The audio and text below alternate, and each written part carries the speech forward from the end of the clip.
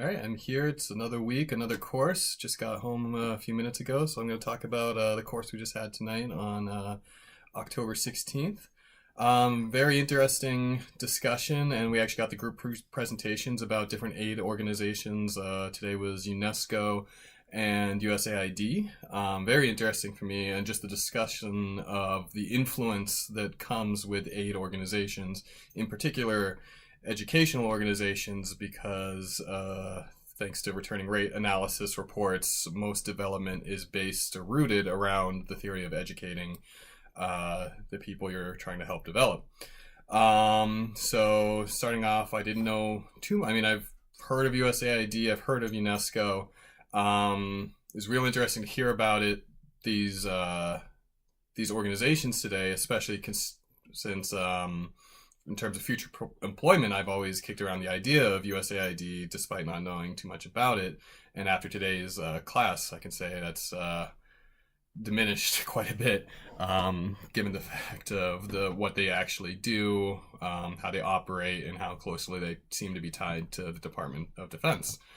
So yeah, real good job by the groups today presenting their material. It was really interesting, and definitely just tying in with our theme of talking about influence when through developmental organizations. One of the things that really struck me about this was the theory of triumphism, especially following the collapse of the Soviet Union. The global West, and in particular the United States, had a victory.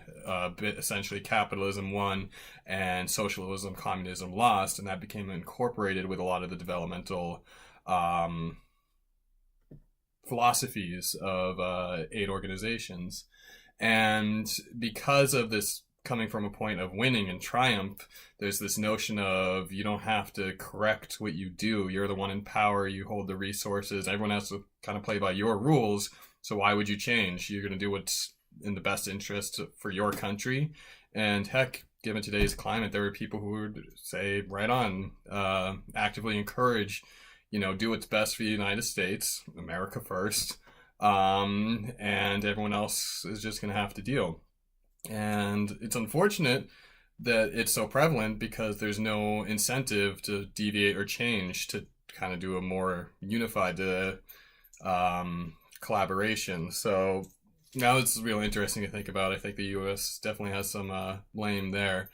Another thing, I actually did an analytical essay this week, so I really looked into the readings this week, and I really was drawn to the concept of idealism versus realism, because at its concept, when we talk about international agencies, we're kind of talking about ideological or idyllic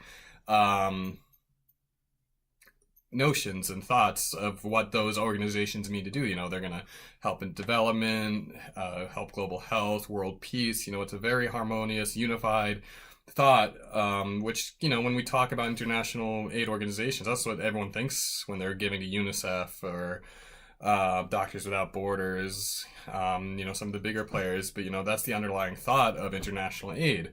What ends up being the reality is realism, and we see all that we've been talking about critically of education in the developing world, of what NGOs actually do in the communities they operate. They undermine the power of the state. They can be inflexible once they are there, because they're going to be adhering to the will of their donors and trustees, not the communities that they serve. And just, introducing an agenda, a standardized education agenda throughout the developing world. And that's kind of the realist. You have this idyllic hope, but a realist outcome. So the dichotomy between those two kind of thoughts in terms of education or influence within organizations was just real.